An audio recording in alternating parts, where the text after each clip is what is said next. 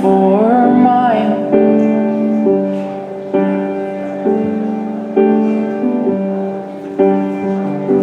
You take it for granted that there's always someone right here by my side.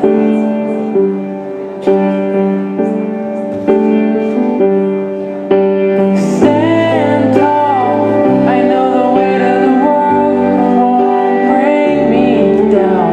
Stand tall, I gotta let it go.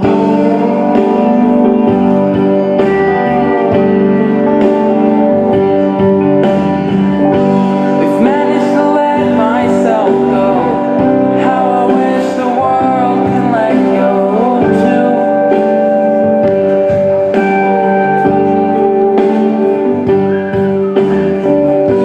It's something I think about when I find myself with nothing left to lose.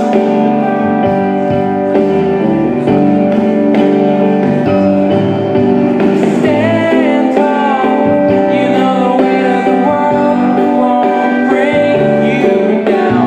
Stand tall, you gotta be who you are.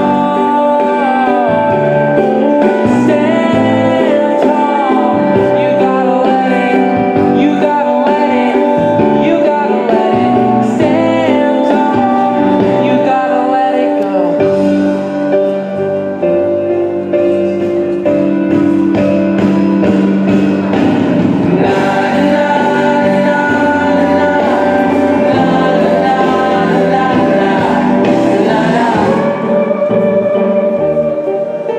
Stand tall, you gotta be who you are. Stand tall, you know the weight of the world won't bring you down. Stand tall, you gotta be who you are. Stand tall, you gotta let it, you gotta let it, you gotta let it. Stand tall, you gotta let it go. It was just another Saturday.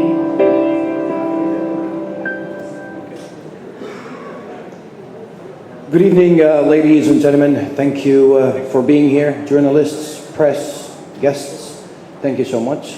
مساء الخير سيداتي سادتي الصحفيين الكرام وضيوفنا الكرام. I'd like to take a few minutes or say moments to introduce you to the individuals from Frontera. Mark Wilson, Managing Director, Frontera's Managing Director for Asian, Middle East, North Africa. Kamal Gupta, Managing Director for Frontera Brands, Middle East and North Africa. Tamer El-Ashmawi, GCC Manager for Frontera. And Donna Lequeen, General Manager Innovation and Nutrition for Frontera Brands, Asia and Middle East. And now I will hand you over to Kamal, Mark and Tamer, who will give you a brief overview of the cause that we are raising awareness for today, following which Nancy Ajram will join us for a question and answer session. Thank you for the introduction. I'm Kamal Gupta, Managing Director for Frontera Brands, Middle East and North Africa. And I'm delighted to welcome all of you here today on this event. We are privileged to have a number of special guests with us today. Thank you to the members of the La'anlin Ambassador Board, Dr. Humaira Badshah, Jessica Jocelyn, Meher Mir Chandani, and Ridhima Wahabi for being here this evening. It's my great pleasure to also welcome the newest member of the La'anlin team, Nانسي عجرم, who you will get to hear very shortly. Osteoporosis is a real concern in Middle East, including in the UAE. 30% of women aged between 25 to 40 are at the risk of debilitating this disease. There is no cure for osteoporosis, but it can be prevented through a balanced diet, which is rich in calcium and vitamin D, and protein, as well as a regular weight-bearing exercise. Fonterra as a company is committed to raising awareness about the importance of maintaining strong and healthy bones. And a simple lifestyle together with a set of exercises can actually keep the people mobile for tomorrow. Working alongside our partners, such as Nancy, is one of the key ways that we can do it. In the GCC, we have been committed to raising awareness on osteoporosis and bone health. We began our free bone health checks in 2008, and since then, we have done or provided more than 225,000 free bone health checks. We have also recently launched a website or a portal, bonehealtharabia.com, which is the region's first bilingual website dedicated to a bone health, and the information, and it contains information on bone health is specifically tailored for people in the Middle East.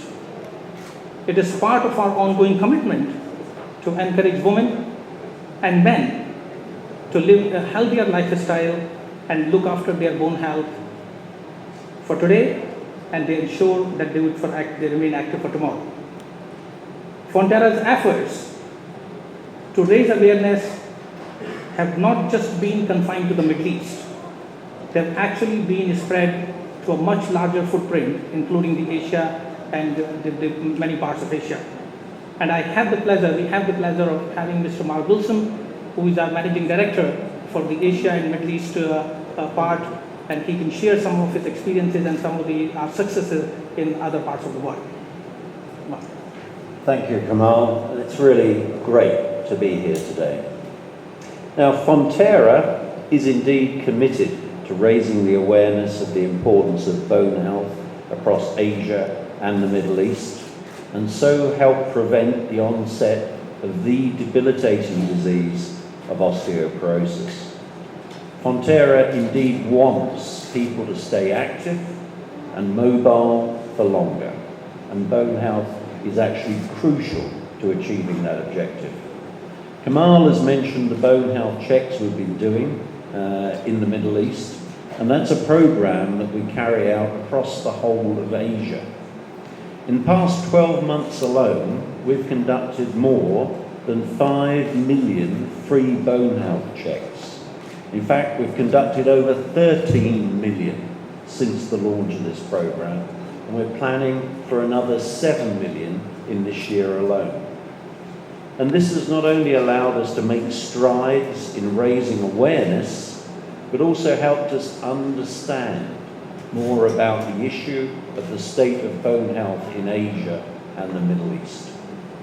When we've analysed data from these bone health checks, which were released in fact in 2010, it shows that by the age of 35, 1 in 3 people in Asia are classified as medium to high risk in developing osteoporosis.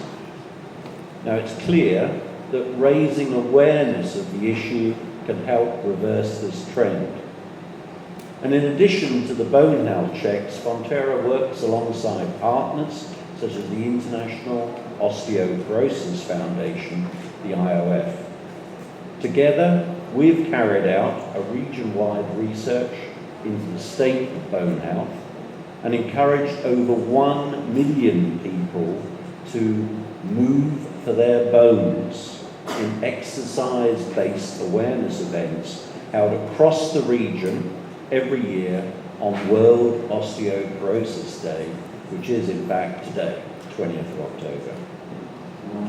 As well as this awareness-raising activity, Fonterra also invests heavily in research and development into bone health. And to date, we've invested around $50 million globally to understand more about bone health and to develop product innovations for Lأnlين, the only high calcium milk that is clinically proven to prevent osteoporosis.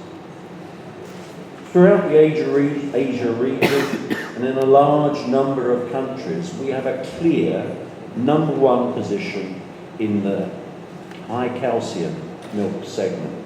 And over 1 billion serves of Lأنلين will have been consumed in the last year. So as a company, we're truly committed to raising the awareness of bone health in the Middle East region, and that's why we're here today. Now, we have a very special guest here today, who I know you're all anxious to talk to, doubtless much more interested in what I've been saying, and she's going to be joining us in just a few moments. But first, let me introduce you to Tama El-Ashmawi, General Manager of our GCC operations, who's going to give you the local perspective of bone health awareness in the GCC. Tama. Thank you very much, Mark. مساء الخير. أنا اسمي تامر العشماوي، مدير عام شركة فونتيرا براندز في دول الخليج. أول أحب أرحب بيكم وأرحب بالضيوف، نورتونا شرفتونا. النهارده يوم تاريخي بالنسبة لفونتيرا براندز في المنطقة. إحنا داخلين يعني شراكة جديدة مع سفيرة مميزة زي الفنانة نانسي عجرم. الأول أحب أتكلم إن فونتيرا بقى لها 30 سنة بتشتغل في المنطقة تحت أصناف زي أنكر، لأنلين، تشيزديل، حوالي 30 سنة عن طريق شركات لفونتيرا. عندنا حوالي 200 موظف موجودين في منطقة الشرق الأوسط. مصنعنا في الدمام كمان. وإحنا بالنسبة لشركة فونتيرا وتعهد شركة فونتيرا لتطوير المنتجات وتطوير لأنلين وصحة المستهلكين، دخلت في شراكة مع الانترناشونال اوستيوبروسيس فاونديشن، وهي المؤسسة العالمية لهشاشة العظام أو لمحاربة هشاشة العظام. وأنلين، هدف أنلين من الشراكة دي إن هو يدي ضوء للمستهلكين عن خطورة المرض وعن كيفية توعية المستهلكين على ضرورة إنهم يعني يقدروا يتغلبوا على هذا المرض اللي هو الصامت اللي بيهاجم المستهلكين بدون سوابق إنذار. وطبعا إحنا النهارده بنبتدي الرحلة دي، رحلة طويلة، وما لقيناش يعني أبلغ سفير يكون لهذه الرحلة معانا غير السوبر ستار نانسي عجرم. شكرا.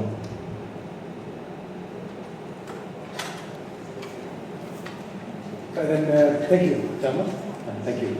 فإذا سيداتي سادتي، طبعا قبل لا نرحب بنانسي بس أحب أذكركم إنه متأكد كثير من الصحفيين حابين يسألوها عن أشياء ثانية مثلا عن بايدن والمواضيع هذه. خلينا نحاول نكون بس ملتزمين بالشراكة بين لأنلين ونانسي عجرم لو سمحتوا.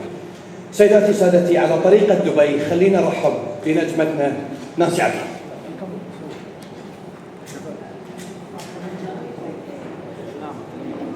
فإذا نانسي عجرم سيداتي سادتي.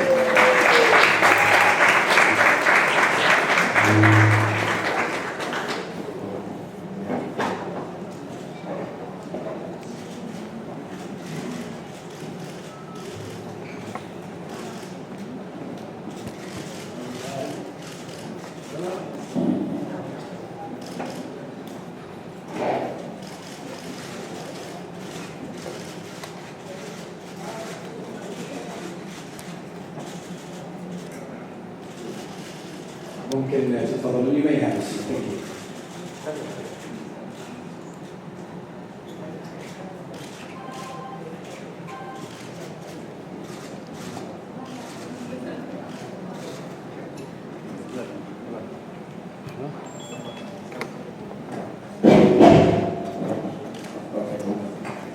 طبعا نرحب بنانسي عجرم اول شيء. نانسي مرحبا ونورتي. مرحبا، ميرسي. ونشوف دبي اليوم نورة والجو حلو الحمد لله. نانسي موجودة معنا. نانسي، قبل لا أفتح بالأسئلة طبعا مع وسائل الإعلام عندي يعني سؤالين. السؤال الأول أو يمكن 3 أسئلة، خلينا نشوف. السؤال هو توضيح لوسائل الإعلام ولنا توضيح سبب قبولك بأنك تكوني المتحدث الرسمي لأنلين. شو السبب وليش بدأتي؟ أول شيء مساء الخير، وأنا بدي أتشكركم على حضوركم وسعيدة بوجودي معكم كسفيرة لأنلين بالشرق الأوسط. سبب وجودي وسبب قبولي إني أكون سفيرة لأنلين بالشرق الأوسط هو للتوعية للنساء بشكل عام إنه كيف يحافظوا على صحة عظامهم، وخاصة بعد ما عرفت إنه بالشرق الأوسط في 30% من النساء عم يعانوا من هالمرض. I'm going to say this in English. Do you need this in English actually? Do you need the question and answer? Gentlemen, can I have your hands raised if you need it in English? Okay. My question to Nancy was, what was the reason for you to come, to accept and become the spokesman of La'anlin? What Nancy answered is that she was shocked to know that 30% out of the women in the Middle East, they suffer from osteoporosis. Is that what you say? Osteoporosis. Okay. And Nancy also said that this is a chance for her to become a role model for other women, to encourage awareness. So she wants to become the role model for young women in the Middle East and encourage them to how do you want to say prevent this disease. السؤال الثاني نانسي وهو دائما نسمع من كمال وتامر عن المعدلات المقلقه او المخيفه اللي تخوف في مرض هشاشه العظام في الشرق الاوسط. كيف ممكن للنساء انهم يعتنون بصحه عظامهم؟ من نانسي كيف تأتي؟ أول شيء هو مرض بخوف لأنه اسمه صامت، لأنه يعني ما بيعطينا إنذار قبل ما يجي، فممكن أكيد يعني كيف نحافظ عليه هو إنه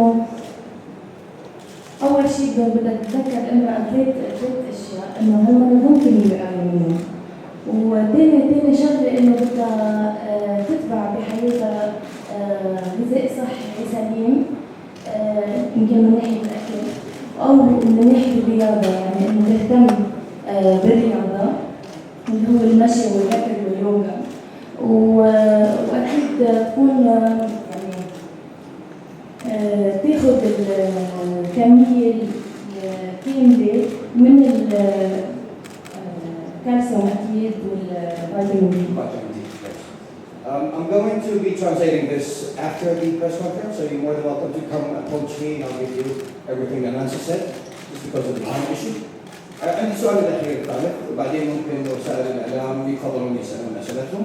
السؤال الأخير نانسي اللي هو ليش يعتبرون نشر الوعي بمرض هشاشة العظام أمر مهم بالنسبة لنانسي؟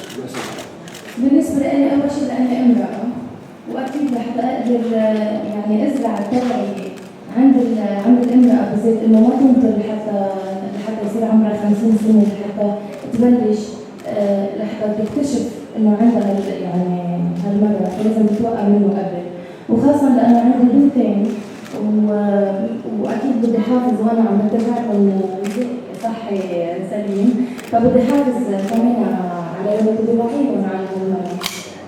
يخليك إياهم.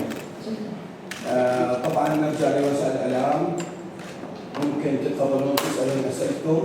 منو حاب يتفضل؟ نعم تفضل.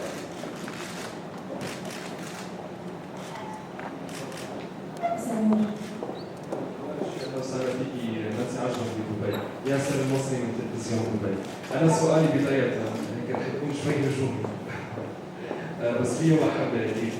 كثير من الفنانين العرب نحن شفناهم هن سفراء لكثير من المنتجات، سواء هي المنتجات كانت طبية أو صحية، ولكن سؤالي نحن شفنا فنانين من سفراء لمنتجات بس هن كانوا بس مجرد دعاية لهذا المنتج.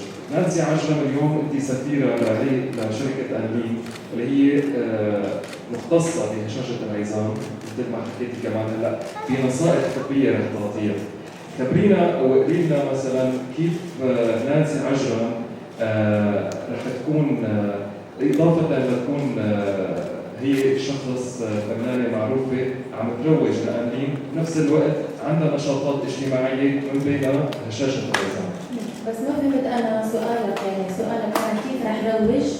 غير الترويج، يعني هل هناك رح يكون في أعمال اجتماعية خيرية رح تقوم فيها نانسي عجرم إضافة للأعمال اللي رح تقومي فيها مع شركة أنلين؟ هلا ممكن يكون في اعمال اكيد رياضيه بعدين ولا حملات توعيه مثل اليوم، يعني اليوم ما رح يكون هو اليوم الوحيد اللي رح نعمل فيه. هلا نحن عم نعمل مؤتمر صحافي، بس اكيد بعدين بده يصير في يعني في حملات توعيه اكيد هالموضوع بالذات. بعدين انا بالنسبه لي هيدا منه اعلان قد ما هو رساله للامراه، لاني انا امراه. حابة إنه يعني مثل ما بقولوا هيك وعي المرأة إنه انتبهي، لأنه فيها المرض اللي هو المرض الصامت ممكن يصيبك، وخاصة بعد ما عرفت إنه عم بتراوح الأعمار بين ال 25 وال 40 سنة، يعني عم يصير المرأة بعمرها المزدهر. وأكيد هن يختاروني كمان لأنه يمكن أنا وجه بقدر أثر أكثر بالمجتمع، لأنه وجه معروف محبوب يمكن. أكيد. السؤال الثاني لو سمحتوا أكيد محبوب نانسي، إذا ما كنت نعدد الكثير من الصحافة طبعا. السؤال الثاني تفضل. Hi, I've got a question in English.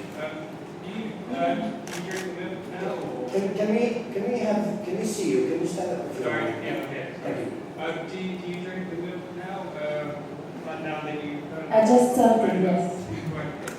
Was it 2 glasses per day. 2 glasses a day? Yeah, of course. Okay. كوبين. هو الحليب العادي لازم نشرب 4، بس أنلين لازم نشرب 2 لأنه هو مدعم بالكالسيوم. فأنا كان سؤال الصحفي بديت تشربين أنلين ولا لا؟ سمعت الجواب طبعا نانسي. تفضلوا السؤال الثالث.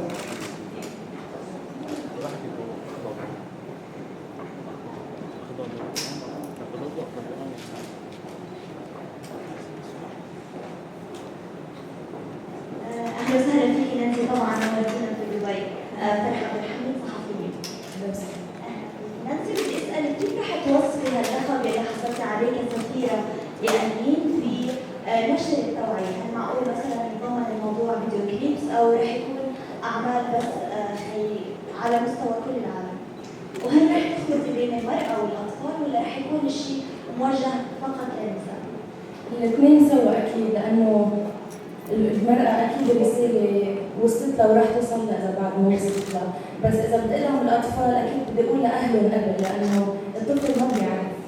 فأكيد إنه هيدي يعني يمكن نحن صورنا دعاية من وقت قليل جدا، وهلا عم نبلش أول مؤتمر صحافي، فأكيد نحن رح نقعد ورح نقرر إنه نعمل حملة التوعية، وأكيد رح يكون في نشاطات إلى جانب حملة التوعية، منها يمكن أكثر من كليب، يمكن نعمل يعني دوكيومنتري، يعني نصور مثل فيلم صغير عن الموضوع. أكيد بعد ما حكينا كثير نحن بالموضوع، بس أكيد رح يكون في قصص، أكيد رح يكون في أشياء كثير، لأنه منه مسحة يعني. موافقة. السؤال اللي بعده لو سمحتوا.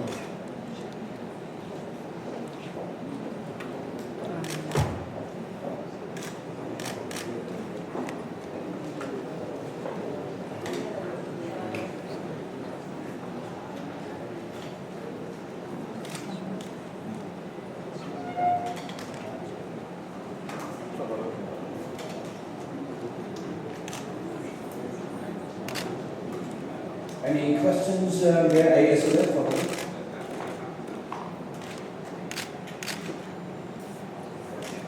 طيب، فإذا نقول شكرا.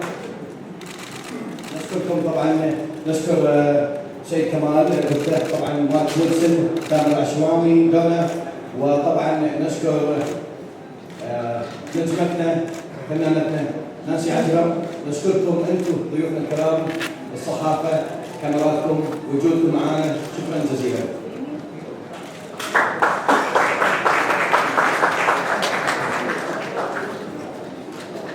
بس نطلب من الجميع ياخذ صوره جماعيه عند على الطرف اليمين طبعا عن البراندنج اللي لأنلين او لوحه لأنلين الموجوده عند الباب. We ask you for we're asking you now for a group picture, if you don't mind.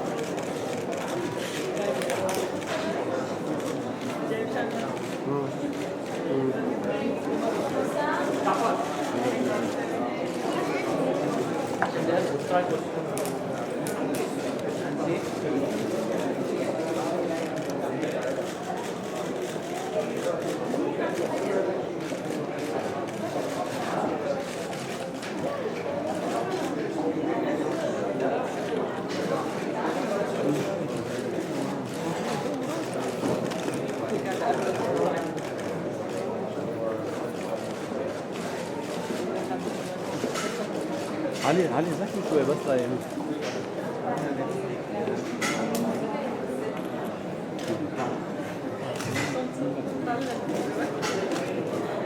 نشكر الصحفيين، شكرا جزيلا. نشكر الكاميرات والفلاشات كلها. Thank you so much, journalists, cameras, and flashes. Thank you so much. It kind of becomes a bit annoying with the flashes. You get a bit behind, so thank you.